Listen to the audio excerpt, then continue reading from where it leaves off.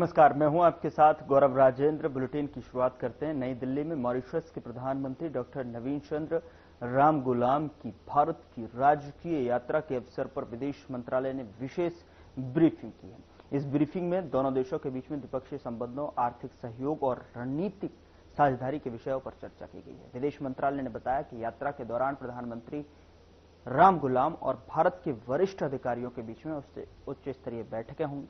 दोनों देशों के बीच व्यापार, निवेश, शिक्षा और तकनीकी सहयोग को बढ़ावा देने के लिए महत्वपूर्ण समझौते किए जाने की संभावना है। मालूम है ये प्रतिनिधिमंडल प्रधानमंत्री रामगुलाम के साथ कल शाम को वाराणसी पहुंचा। आज सवेरे दोनों प्रधानमंत्रियों के बीच बैठक हुई।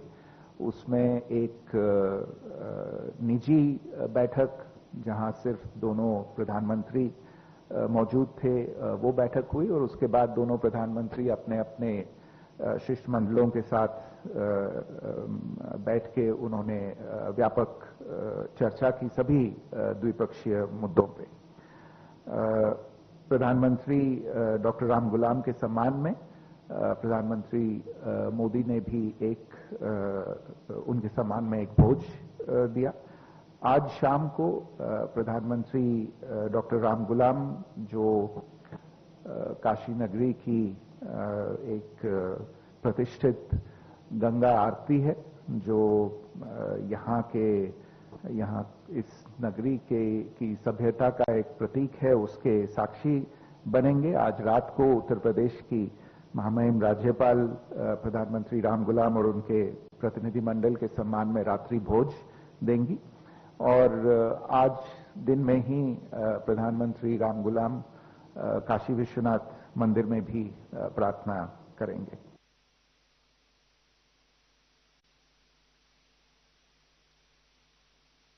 उधर केंद्रीय गृह मंत्री और सहकारिता मंत्री अमित शाह ने लखनऊ, तिरुवनंतपुरम और त्रिची, कोझिकोड और अमृतसर हवाई अड्डों पर फास्ट ट्रैक इमिग्रेशन का वर्चुअल उद्घाटन किया है। इस कार्यक्रम का उद्देश्य हवाई अड्डों पर यात्रियों के लिए इमिग्रेशन प्रक्रिया को तेज और सुविधाजनक बनाना है। केंद्रीय मंत्री अमित शाह ने कहा कि यह पहल नागरिकों की सुविधा और हवाई अड्डों की कार्यकुशलता को बढ़ावा देने के लिए महत्वपूर्ण है और उन्होंने सभी हवाई अड्डा अधिकारियों को निर्देश दिए कि इस कार्यक्रम को सुचारू रूप से लागू किया जाए। वहीं इस वर्चुअल उद्घाटन के माध्यम से देश के प्रमुख हवाई अड्डों पर यात्रियों की सुविधाओं में सुधार सुनिश्चित किया जाए।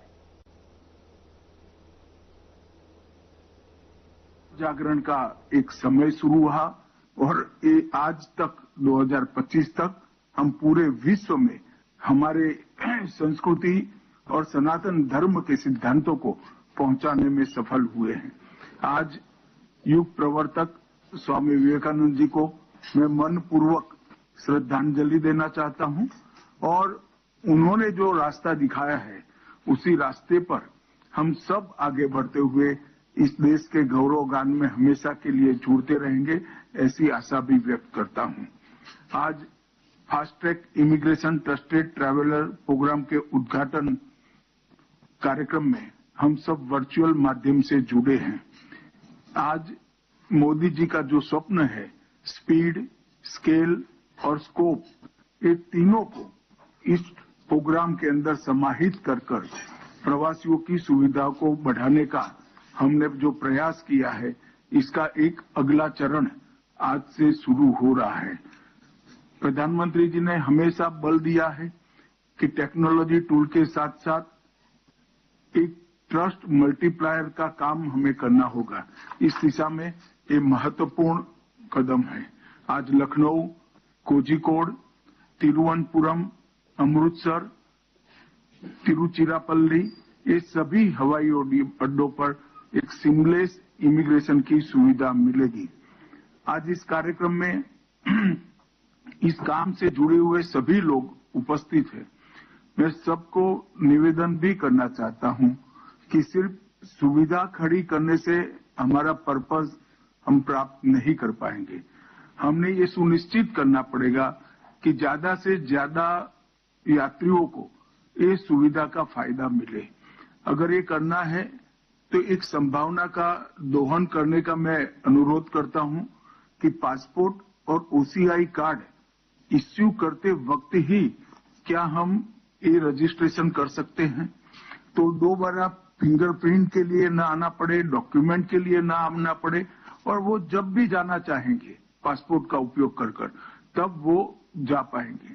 तो मुझे लगता है कि इसकी भी टेक्नोलॉजिकल संभावनाओं को पूरा तराश कर हमने मैक्सिमम लोग इस प्रोग्राम का फायदा उठा पाए, इस दिशा में आगे देखना पड़ेगा। इससे भारतीय नागरिकों को तो फायदा होता ही है, परंतु सबसे ज्यादा फायदा ओसीआई कार्ड धारकों को होने की संभावना है। तो ओसीआई कार्ड धारकों को ओसीआई कार्ड इश्यू करने के साथ ही इसमें रजिस्ट्रेशन की कार्यवाही किस प्रकार से हो जाए और पासपोर्ट के लिए भी आगे सोचना होगा। तो इस तरह से टेक्नोलॉजी की सारी संभावनाओं को ध्यान में रखकर हमें आगे इस प्रोग्राम को बढ़ाने के लिए काम करना चाहिए। Fast track immigration, trusted travel programme, convenience और नेशनल सिक्योरिटी दोनों को बढ़ावा देने वाला एक प्रकार से कार्यक्रम है। 2024 में दिल्ली से उसका शुभारंभ हुआ, फिर मुंबई, चेन्नई, कोलकाता, बेंगलोर, हैदराबाद, कोचीन और अहमदाबाद एयरपोर्ट इसमें शामिल हुए और आज ये 5 एयरपोर्ट फिर जुड़ रहे हैं। तो कुल 13 एयरपोर्ट का एक साथ आज कार्यवाही शुरू हो रही है।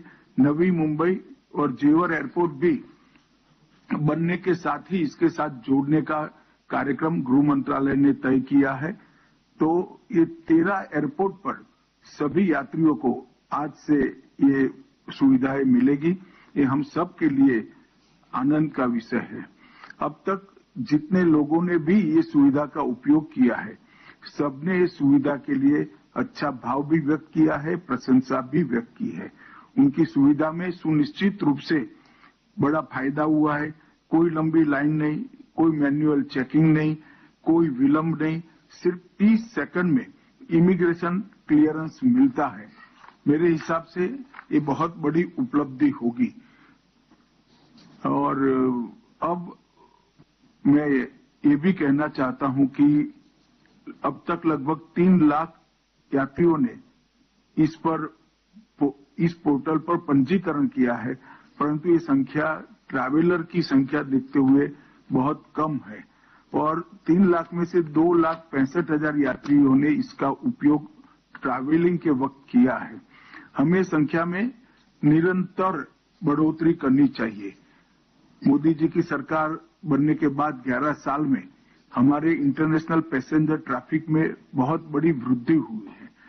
पहले 2014 में भारतीय यात्री विदेश जाने वाले 3 करोड़ 54 लाख थे और 24 में वो 6 करोड़ 12 लाख हुए, मतलब 73% की वृद्धि हुई है। और विदेशी यात्री जो भारत आते थे वो 1 करोड़ 53 लाख थे, उसकी जगह 24 में लगभग 2 करोड़ यात्री आए हैं। इसमें भी 31% की वृद्धि हुई है।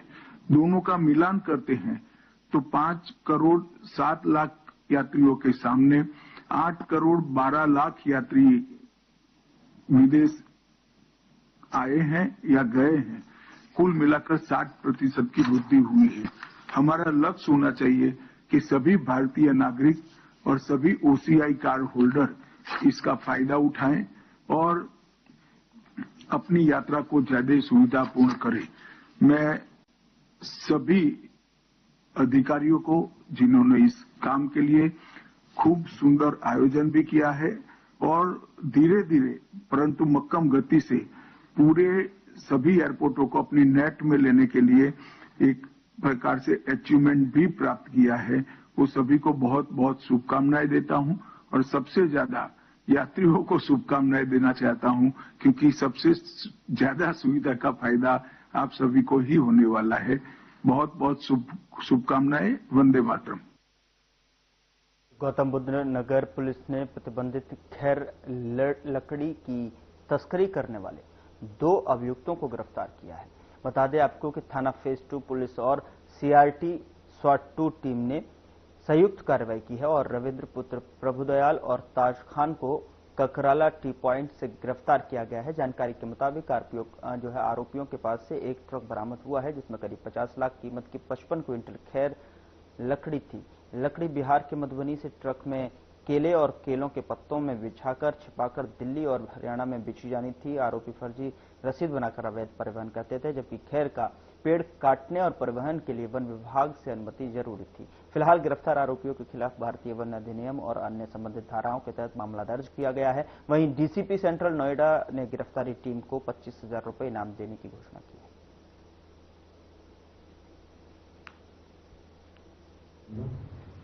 सीआरटी टीम और थाना फेज 2 पुलिस टीम की संयुक्त कार्रवाई में प्रतिबंधित खैर की लकड़ी की स्मगलिंग करने वाली गैंग का पर्दाफाश हुआ। इसमें 2 लोग की गिरफ्तारी सुनिश्चित की गई, जिनका नाम रविंदर और ताज खान। इस लकड़ी की सप्लाई बिना किसी प्रायर परमिशन के, बिना अनुमति के ना सोर्स करना अलाउड है और ना उसको ट्रांसपोर्ट करना अलाउड है। इस संदर्भ में लगभग 55 कुंटल यानी लगभग 100 किलो खैर की लकड़ी बरामद हुई है, जिसकी मार्केट की कीमत लगभग 40 से 45 लाख रुपए की ये लोग केले के छिलकों के पीछे ये लोग इस लकड़ी को सप्लाई करते हैं और इनके पास से वह ट्रक भी बरामद हुआ है जो जिसमें ये लोग इस लकड़ी को सप्लाई करते हैं। ये लोग अलग अलग जगहों से सोर्स करके इसका जो मुख्य इस्तेमाल होता है वो कत्था बनाने के लिए यूज होता है। उस उद्देश्य से ये लोग इस लकड़ी की इलीगल स्मगलिंग करते हैं। इसमें 2 लोग जो गिरफ्तार हुए हैं, एक व्यक्ति वो है जिसका ये सामान था और दूसरा व्यक्ति वो है जिसका ये ट्रक था जो इस सामान को सप्लाई करवा रहा था। इसके लिए टीम को 25,000 रुपए की इनाम घोषणा की गई। सर, ये कितने दिन तक तस्करी कर रहे थे लकड़ियों की? ये लोग पिछले कुछ समय से तस्करी कर रहे थे और हम लोग कुछ समय से इसका आइडिया लग रहा था और अभी जब सप्लाई होनी थी तो उस समय हम लोग को इंटेल मिली थी कि ये लोग सब सामान लाने वाले हैं और उस इंटेल के आधार पर कार्रवाई कर रहे हैं। इसकी कीमत लगभग 40 से 45 लाख रुपए के बीच है। कहाँ से निकाले जा रहे? ये लोग अलग अलग जगहों से सप्लाई करते हैं और आमतौर पर ये लोग जिनकी फैक्ट्री होती है जहाँ पे कत्था बनता है वहाँ पे सप्लाई कर रहे थे। इस पर्टिकुलर केस में भी फैक्ट्री का नाम सामने आया है जहाँ ये लोग सप्लाई कर रहे थे। इसकी बारे में आपको जानकारी दी। सर, इससे पहले भी जेल जा चुके हैं? इसके बारे में अन्य आपराधिक इतिहास की जानकारी हमारे राज्य में बाकी राज्यों में की जा रही है। सर, जो खैर होता है ये चंदन की तरह ही प्रतिबंधित है या फिर खरीद फरोख्त करके ये गलत तरीके से? हाँ बिल्कुल, ये भी प्रतिबंधित प्लांट में ही आता है और इसकी ट्रांसपोर्टेशन के लिए और इसकी सोर्सिंग के लिए एक अलग से वन विभाग से अनुमति लेनी पड़ती है। पहचान कैसे? फॉरेस्ट एक्ट में इसके प्रावधान किए गए हैं। इसकी पहचान फॉरेस्ट डिपार्टमेंट के अधिकारियों के द्वारा की जाती है। फॉरेस्ट डिपार्टमेंट के अधिकारी भी शामिल हैं। सर, इनकी गैंग में कितने लोग हैं? अभी तो यही 2 लोग पकड़े। इसमें गैंग में कुछ और लोग सामने आए और भविष्य में उनकी गिरफ्तारी भी सूचित की जाएगी। यहाँ रुक रहे हैं एक छोटे से ब्रेक के लिए। ब्रेक के उस पार खबरों का सिलसिला लगातार जारी।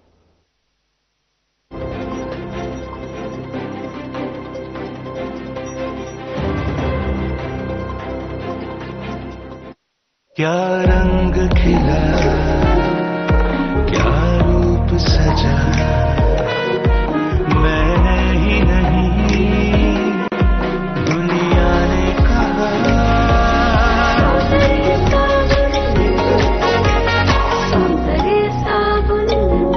कुछ पल तुम्हारे साथ बिताए हुए पल मेरे साथ रहेंगे जिंदगी भर। LIC से मिले बीमे की रकम ने ही मेरे नए काम की शुरुआत को मुमकिन बनाया। कुछ पल का साथ बन जाता है जिंदगी भर का साथ। LIC, हर पल आपके साथ।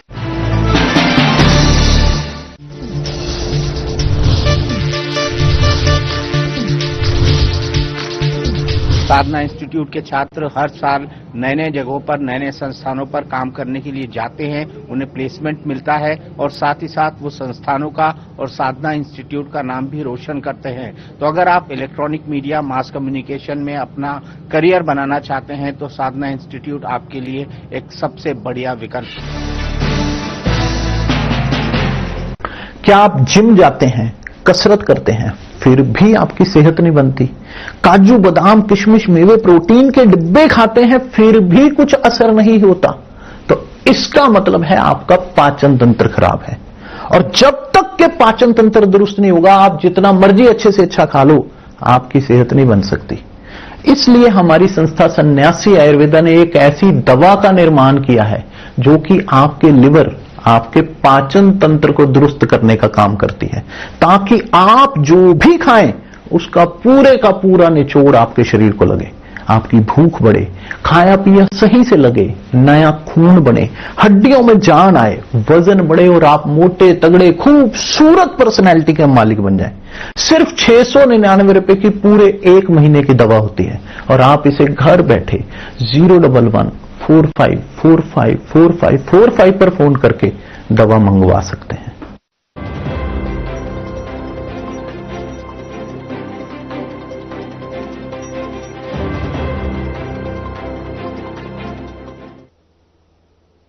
ब्रेक के बाद स्वागत है आपका। खबरों में आगे बढ़ते हैं। गोरखपुर के गोरखनाथ मंदिर में महंत अवैधनाथ जी की 11वीं पुण्यतिथि पर श्रद्धांजलि कार्यक्रम का आयोजन किया गया, जिसमें यूपी के सीएम योगी आदित्यनाथ ने शिरकत की।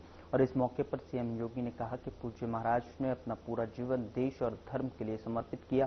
सीएम योगी ने और क्या कुछ कहा, आपको सुनाते हैं।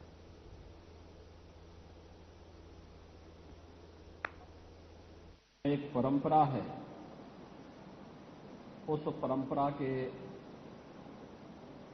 जुड़े हुए 2 ऐसे विशिष्ट पूज्य संत युग पुरुष ब्रह्मलीन महंत दिग्विजयनाथ जी महाराज और मेरे पूज्य गुरुदेव महंत अवैधनाथ जी महाराज की पुण्य स्मृति में, उनकी पुण्यतिथि के अवसर पर गोरखपीठ की ओर से प्रतिवर्ष यह साप्ताहिक श्रद्धांजलि समारोह का कार्यक्रम आयोजित किया जाता है। समारोह के कार्यक्रम के पीछे का उद्देश्य धार्मिक और आध्यात्मिक जन जागरण तो होता ही है, लेकिन उन मूल्यों और उन मुद्दों को एक छूने का प्रयास इस अवसर पर होता है, जिसके लिए इन पूज्य संतों ने अपना पूरा जीवन समर्पित किया था। राष्ट्र जीवन से जुड़े हुए, समाज जीवन से जुड़े हुए, लोक जीवन से जुड़े हुए उन सभी मुद्दों को यहां पर प्रातःकालीन सत्र में विभिन्न प्रकार के संगोष्ठियों के माध्यम से और अपराह्न में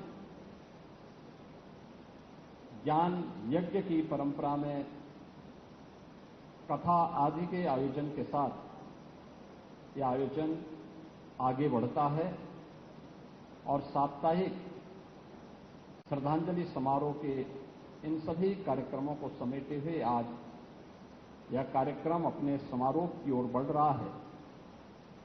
हमारे सभी सम्मानित जनप्रतिनिधिगण और दीनदयाल उपाध्याय गोरखपुर विश्वविद्यालय की कुलपति प्रोफेसर पूनम टंडन जी और उपस्थित सभी अन्य महानुभाव, महाराणा प्रताप शिक्षा परिषद से जुड़े हुए सभी संस्थाओं के प्राचार्य, आचार्य और अन्य शिक्षकगण और प्यारे बच्चों, मैं सबसे पहले पूज्य महाराज जी की आज 11वीं पुण्यतिथि है। इस अवसर पर उनके श्री चरणों में नमन करते हुए गोरखपीठ की ओर से, उससे संबद्ध संस्थाओं की ओर से उन्हें विनम्र श्रद्धांजलि अर्पित करता हूं। पूज्य महाराज जी का सानिध्य गोरखपुर वासियों को, पूर्वी उत्तर प्रदेश वासियों को और देश भर के सनातन धर्मावलंबियों को बहुत नजदीक से मिला था। पूरा जीवन ही उन्होंने देश और धर्म के लिए समर्पित किया था। देश और धर्म के प्रति उनका जो भाव था वह अपने पूज्य गुरुदेव योग पुरुष ब्रह्मलीन महंत दिग्विजय नाथ जी महाराज के ही उन मूल्यों और आदर्शों को उन्होंने अपने जीवन में आत्मसात किया था, जिनके लिए महंत दिग्विजय नाथ जी महाराज ने यावत जीवन संघर्ष किया था। और उन्हीं मूल्यों और आदर्शों के लिए ये दोनों संत जीवन पर्यंत लगे रहे। याद करिए, जब यह देश गुलाम था, 1932 में उन्होंने महाप्रताप शिक्षा परिषद की स्थापना की और शिक्षा परिषद की स्थापना के पीछे का हेतु कोई श्रेय लेने के लिए नहीं, बल्कि महाराणा प्रताप जैसे वीर योद्धा को, जो देश और धर्म के लिए जिनका प्रथम योगदान है, स्वदेश और स्वधर्म के लिए बलिदान क्या होता है, यह प्रेरणा हर भारतवासी को महाराणा प्रताप से प्राप्त होती है। तो महाराणा प्रताप के प्रति कृतज्ञता ज्ञापित करते हुए उनके नाम पर उन्होंने पहली संस्था स्थापित की।